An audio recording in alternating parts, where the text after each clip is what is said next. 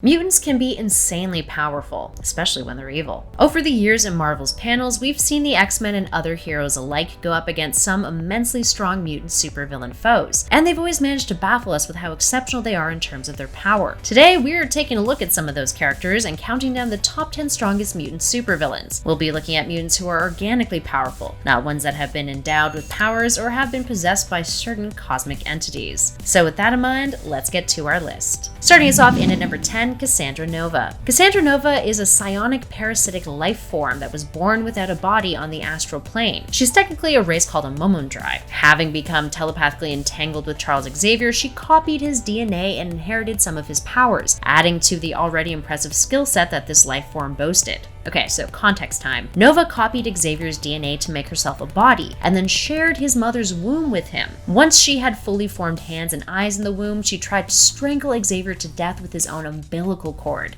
That's metal. But Xavier released a psychic blast, which then caused his mother to have a miscarriage, and Cassandra ended up being a stillborn, although she managed to survive as cellular matter until she was able to grow a body for herself over time. So what is she capable of? Well, some terrifying stuff, that's what. She has telepathic and telekinetic powers, can duplicate DNA, has spontaneous cell regeneration, can shapeshift, can control cosmic fire, is immune to magic, and has premonitions. She can also control minds, gather souls, and dematerialize. In at number 9, Mr. Sinister. Created in 1986 but not fully seen on the panels until almost a year later in Uncanny X-Men issue 221, Mr. Sinister is Nathaniel Essex, a biologist who is obsessed with evolution and Darwinism. He is a genetically altered human who has become a mutant via his own genetic manipulation. He is telepathic, telekinetic, and through experimentation with genetic material from a mutant called Courier, he has gained complete control of his body at the cellular level, meaning he can shapeshift, regenerate, and be virtually immune to most injuries. He also has a prolonged lifespan. In addition to that, he is a complete genius when it comes to biology, genetics, cloning, physics, and engineering. In at number 8, Vulcan.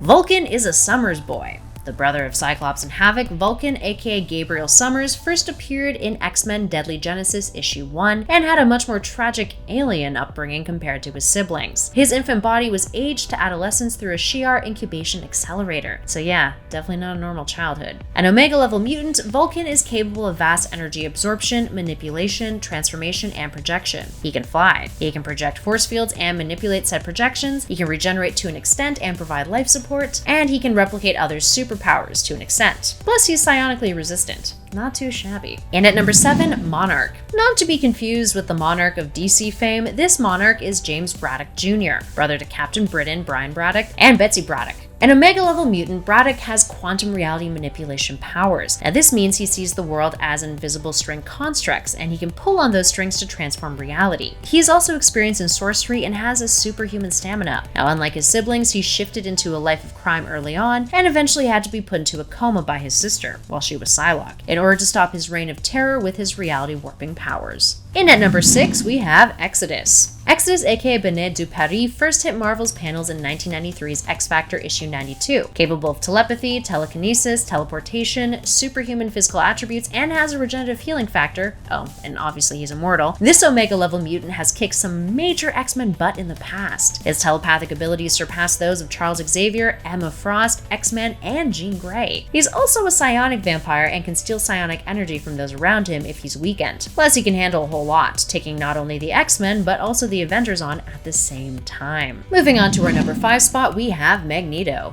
This one's kind of an obvious one, isn't it? An Omega-level mutant and the most iconic character to appear on this list, Magneto is one of the most beloved villains of all time as far as comics are concerned. He is a villain with a point, a Holocaust survivor who uses extreme methods and a cynical philosophy in order to protect mutants from suffering a similar fate of persecution at the hands of a world that fears them. His ideology is in direct competition with that of Xavier's, and he rejects the idea of a peaceful human and mutant coexistence. He also believes that mutants are the evolutionary superior race. Aside from his intellect and his ideologies, Magneto is dangerous for his magnetism manipulation abilities. Like we said, he is an Omega-level mutant, meaning there is no actual cap to his powers or capabilities that we know of. Speaking of Omega-level mutants, let's go to our next number. In at 4, Legion. Really, Legion isn't a villain, but he's a character who has put a lot at jeopardy as far as mutant kind is concerned. So, Legion is the son of Charles Xavier and Gabrielle Haller, and is an Omega-level mutant with a vast amount of abilities that include reality warping, shape-shifting, matter manipulation and transmutation, energy manipulation, telepathy, telekinesis, teleportation, and time travel. Legion, aka David Haller, also has hundreds and hundreds of split personalities. He's way more of an anti-hero these days, but initially the character caused a whole lot of trouble for the X-Men when he tried to go back in time to kill Magneto as a means of helping his father achieve his dream of human-mutant coexistence. And in doing so, he accidentally created the Age of Apocalypse timeline.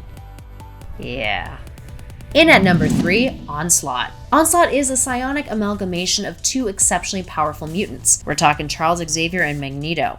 Okay, story time. In 1996, in X-Men Volume 2, Issue 53, Onslaught was created as the result of Charles Xavier putting Magneto into a coma. Now, prior to this, Magneto had used his powers to rip the adamantium off of Wolverine's skeleton. It was pretty brutal, and caused Xavier to be slightly unhinged. He lost it and used his telepathic powers to render Magneto catatonic, shutting down his mind. Now, during this psionic contact, all of Magneto's anger, grief, and desire for vengeance entered Xavier's consciousness, and then mingled with all of Xavier's negative, suppressed feelings that he had buried deep down. The result was a sentient psionic entity called Onslaught, who was too powerful for just the X-Men to take on. The Avengers and the Fantastic Four had to get involved too to stop him. He is a villain with psychic omnipotence, who is superior in physical and mental power. He possesses the combined abilities of Professor X, Magneto, Franklin Richards, and Nate Gray, and overall, his powers exceed that of an Omega-level mutant. In at number 2, Proteus. Proteus is our last Omega-level mutant on this list. The son of Moira McTaggart, Proteus is Kevin McTaggart, a mutant with reality warping and possession powers who lived most of his life in seclusion at his mother's Muir Island research facility. Now, this is because he exists in a state of pure psionic energy and can take possession of human bodies, with most of the bodies burning out within a few days or hours. His vast psionic abilities allow him to fully dominate said individual he possesses, and he has access to the individual's memories during this time. Although he cannot do this with those who have metal in their bodies. It's actually his weakness, and seems to disperse his consciousness if he tries to enter them. So, the likes of Wolverine can withstand him. Now, his reality manipulation abilities allow him to bend the laws of physics and transmute matter. He can do this with absolute ease, and that is terrifying. These days, like several other mutants on our list, Proteus is one of the good guys, aligned with the mutants of Krakoa, and is actually part of a group called the Five. It consists of 5 mutants who use their abilities to revive dead mutants.